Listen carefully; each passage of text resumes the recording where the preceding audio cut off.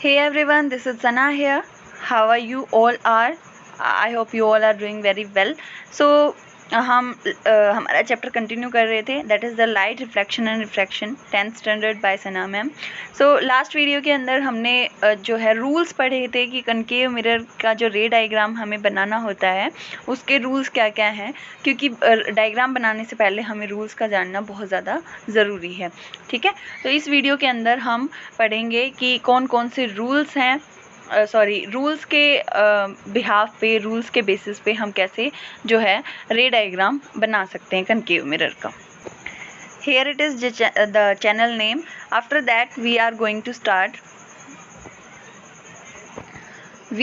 start to learn about the ray diagrams for images formed by concave mirror. ठीक है, concave mirror से जो images बनती हैं उनके लिए हमें ray diagrams बनाने हैं. सो सबसे पहले हमें कंडीशन दी हुई है वैन ऑब्जेक्ट एट इन्फिनिटी, कि जब जो ऑब्जेक्ट है वो इन्फिनिटी पे अगर प्रेजेंट होता है तो जो इमेज है वो कहाँ पर बनेगी. ठीक है, और उसकी क्या क्या प्रॉपर्टीज़ होंगी.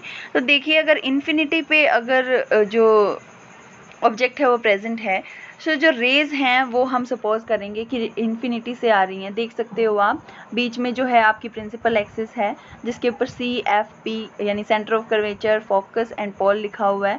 और जो ये रेज़ हैं आप देख सकते हो, दो ऊपर हैं प्रिंसिपल एक्सिस के और दो नीचे हैं. ये रेज़ आ रही हैं और आकर जो ये हमारा कनकेव मिरर है इसके ऊपर रिफ्लेक्ट कर रही हैं. तो हमारा रूल ये था कि कोई भी अगर रे प्रिंसिपल एक्सिस से पैरेलल अगर आती है तो वो रिफ्लेक्ट होकर फोकस से जाएगी. ठीक है, रिफ्लेक्ट होकर वो फोकस से जाएगी. ठीक है, तो इमेज जो है वो कहाँ बनेगी, देखिए आप साइड में जो आपको दे रखे हैं, इमेज जो है वो, इमेज की पोजीशन जो है वो F पर होगी, F यानी फोकस पर. नेचर कैसा होगा, रियल और इन्वर्टेड. रियल क्यों होगा, रियल इसलिए होगा कि यहाँ पर आकर सभी जितनी भी जो रेज़ हैं वो रिफ्लेक्ट होकर यहाँ पर आकर रियल में मीट कर रही हैं. हमें मीट करती हुई दिखाई नहीं दे रही है, अपीयर नहीं हो रही है, सच में मीट कर रही है. इसलिए जो इमेज है उसका नेचर रियल होगा और इन्वर्टेड होगा. साइज़ कैसा होगा, पॉइंट साइज़, यानी बहुत ज़्यादा स्मॉल साइज़ की जो इमेज है वो बनेगी. ठीक है, अब दूसरा केस देखते हैं. अगर हम रे diagram for images formed by concave mirror, जिसमें हमें कंडीशन दी गई है when object is beyond C, जब ऑब्जेक्ट जो है वो C के पहले होगा यानी पीछे होगा. ठीक है, C यानी सेंटर ऑफ कर्वेचर से पीछे अगर ऑब्जेक्ट प्रेजेंट है तो कैसी इमेज बनेगी और कहाँ पर इमेज बनेगी ये हम देखते हैं. ठीक है, सो मान लीजिए यहाँ पे ये जो एरो का निशान है, यहाँ पे ऑब्जेक्ट प्रेजेंट है सेंटर ऑफ कर्वेचर से पीछे. ठीक है, और इससे जो है रेज जा रही हैं. ठीक है, रेज गई यहाँ से, that is the parallel to the principal axis, और यहाँ से आकर ये जो हमारा कनकेव मिरर है उससे रिफ्लेक्ट होकर हमें पता है कि क्या जो रूल कहता है कि कोई भी जो रे है अगर वो आती है प्रिंसिपल एक्सिस के पैरेलल तो रिफ्लेक्ट होकर वो फोकस से जाएगी. ठीक है, दूसरी रे हमने सपोज कर ली कि एक रे जो आ रही है वो ऑब्जेक्ट से सेंटर ऑफ कर्वेचर को क्रॉस करके जा रही है. ठीक है, अगर हम ये सपोज करते हैं तो आपको पता है सेंटर ऑफ कर्वेचर से अगर जो क्रॉस करके जाएगी तो वापस उसी लाइन में यानी उसी पाथ के अंदर वापस जाएगी. तो दो हमने जो रेज हैं वो सपोज कर ली इस ऑब्जेक्ट से. ठीक है, कौन सी रे, एक तो जो प्रिंसिपल एक्सिस से होकर जा रही है, रिफ्लेक्ट होकर वो फोकस से वापस आ रही है. ठीक है, दूसरी जो सेंटर ऑफ कर्वेचर को क्रॉस करके जा रही है और वापस सेंटर ऑफ कर्वेचर को क्रॉस करके सेम पाथ पर वापस जा रही है. ठीक है, तो ये दोनों जो रेज हैं रिफ्लेक्ट होकर जहाँ पर मिलेंगी वहाँ पर हमारा जो जो इमेज है वो बनेगी, यानी ठीक C और F के बीच में, यानी सेंटर ऑफ कर्वेचर और फोकस के ठीक बीच में हमारी जो इमेज है वो बनेगी. कंडीशन क्या है कि जो ऑब्जेक्ट है वो सेंटर ऑफ कर्वेचर से पहले हो, पीछे हो. ठीक है, उसके बाद देखेंगे नेचर कैसा होगा, रियल और इन्वर्टेड होगा. रियल मैंने बता दिया आपको, है ना. और साइज जो है वो स्मॉल साइज होगा, यानी जितना ऑब्जेक्ट है, यानी ऑब्जेक्ट इतना था हमारा और जो इमेज है वो इससे स्मॉल साइज की बनेगी सेकंड केस में. ठीक है, उसके बाद हम अगर थर्ड केस की बात करें तो हमें कंडीशन दी हुई है कि जो ऑब्जेक्ट है वो सी पर प्रेजेंट है, सी यानी सेंटर ऑफ कर्वेचर, ठीक है। सेंटर ऑफ कर्वेचर पर अगर हमारा जो ऑब्जेक्ट है वो प्रेजेंट है तो क्या होगा, इससे दो जो हैं यानी टू जो रेज हैं वो हम सपोज करते हैं, एक तो सेम पैरेलल जा रही है प्रिंसिपल एक्सिस से, दूसरी क्या फोकस को क्रॉस करके जा रही है, ठीक है। सबसे पहले हम ये देखेंगे जो रे प्रिंसिपल एक्सिस को के पैरेलल जा रही है और रिफ्लेक्ट होकर वापस आ रही है, तो ऑब्वियसली बात है वो फोकस से, मैं 2 बार रिपीट कर चुकी हूँ, कोई भी रे जो है अगर प्रिंसिपल एक्सिस के पैरेलल आती है तो वो रिफ्लेक्ट होकर फोकस से जाएगी, ठीक है। और दूसरी रे जो हमने सपोज की है कि दूसरी रे जो आ रही है वो फोकस को क्रॉस कर रही है, फोकस से होकर रिफ्लेक्ट होकर जा रही है मिरर से, तो जैसे ही वो फोकस से कोई भी रे आती है और जो हमारा मिरर है उससे रिफ्लेक्ट हो रही है तो वो प्रिंसिपल एक्सिस के पैरेलल जाएगी, ठीक है। तो इन दोनों का जो मीटिंग है वो कहाँ पर हो रही है, यहाँ पर, जो दोनों रेज हैं उनकी मीट यहाँ पर हो रही है सेंटर ऑफ कर्वेचर पे, यानी ऑब्जेक्ट भी सेंटर ऑफ कर्वेचर पे रखा है और जो इमेज है वो भी सेंटर ऑफ कर्वेचर पे बनेगी। अब कुछ स्टूडेंट्स ऐसे कहेंगे कि मैम यहाँ पे भी तो ये दोनों जो रेज हैं वो फोकस पे भी तो मिल रही हैं, तो जो इमेज है वो फोकस पे क्यों नहीं बन रही। वो रीज़न ये होगा कि हमारी कंडीशन ये होती है कि रे जो हैं वो रिफ्लेक्शन के बाद जहाँ पर आकर मीट करती हैं उसको हम मानेंगे कि वहाँ पर इमेज बनेगी, ठीक है। तो यहाँ पे जो रे है वो फोकस से होकर गुजर रही थी, ठीक है, फोकस के थ्रू गई है, रिफ्लेक्ट होकर वो वापस फोकस के थ्रू नहीं गई, ठीक है। तो जो दोनों जो रेज हैं वो रिफ्लेक्ट होकर जहाँ पर मीट कर रही हैं यानी ठीक इस पॉइंट पर, तो यहाँ पर जो है हमारी इमेज बनेगी, ठीक है। तो क्या क्या कैरेक्टरिस्टिक है इमेज की, पोजीशन जो है वो सी पे होगी यानी सेंटर ऑफ कर्वेचर पे होगी, नेचर रियल और इन्वर्टेड होगा। अभी तक हम 3 केसेस कर चुके हैं, तीनों के अंदर रियल और इन्वर्टेड इमेज जो है बनी है। साइज जो है वो स्मॉल होगा, यानी जैसा हमारा ऑब्जेक्ट है उससे थोड़ा सा साइज जो है वो स्मॉल होगा।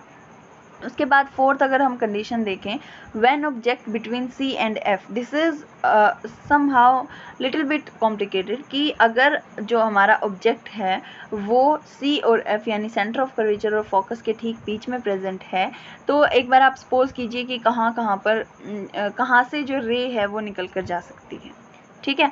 सो देखिए अब इधर कि जो रे है वो निकल के जा रही है पैरेलल जो है प्रिंसिपल एक्सिस से एक बार वो, ठीक है, और प्रिंसिपल एक्सिस के कोई भी पैरेलल जाएगी तो रिफ्लेक्ट होकर फोकस से वापस आएगी। इतना समझ में आ गया, ठीक है।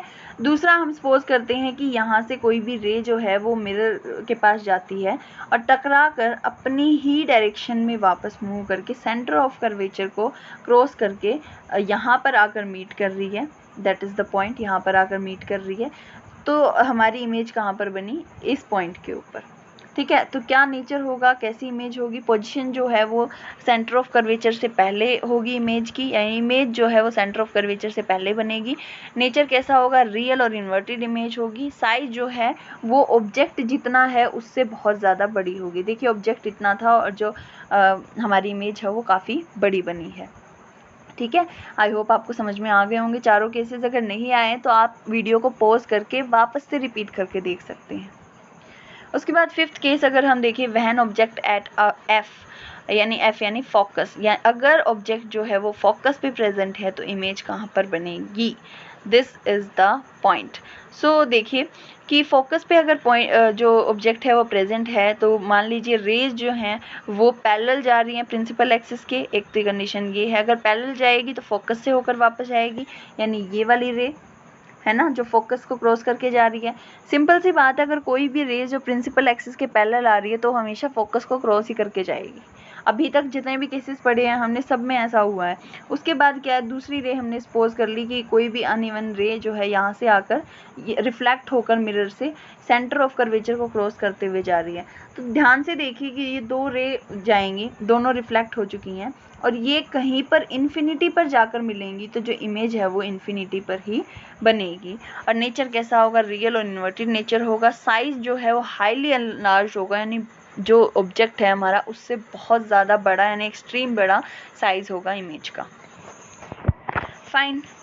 After that sixth case is there, this is the last case. Condition हमें क्या दे रखी है, when object is between P and F, जब जो ऑब्जेक्ट है वो फोकस और पोल जो है हमारा उसके ठीक बीच में प्रेजेंट है।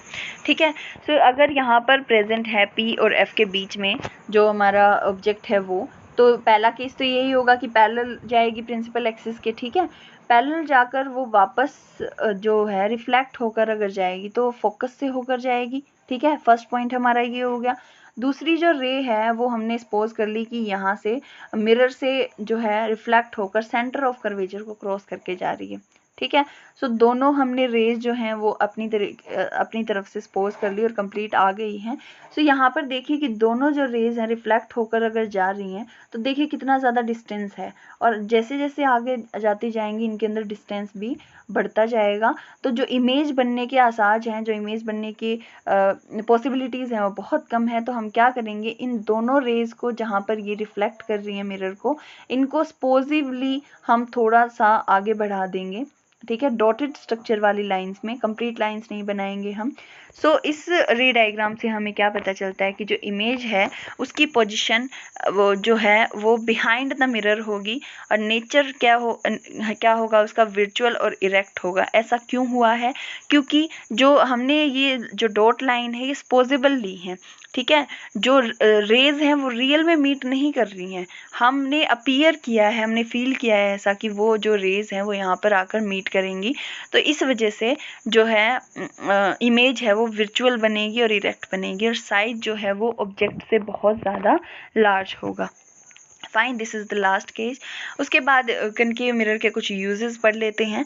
यूजेस में क्या है, uses in torches, search lights and vehicles, headlight to get powerful parallel beam of light, ये सभी हैं, ये कनकेव मिरर के यूजेस हैं। सेकंड क्या है, डेंटिस्ट जो है यूज़ करते हैं ताकि जो टिथ की इमेज है वो बड़ी आ सके।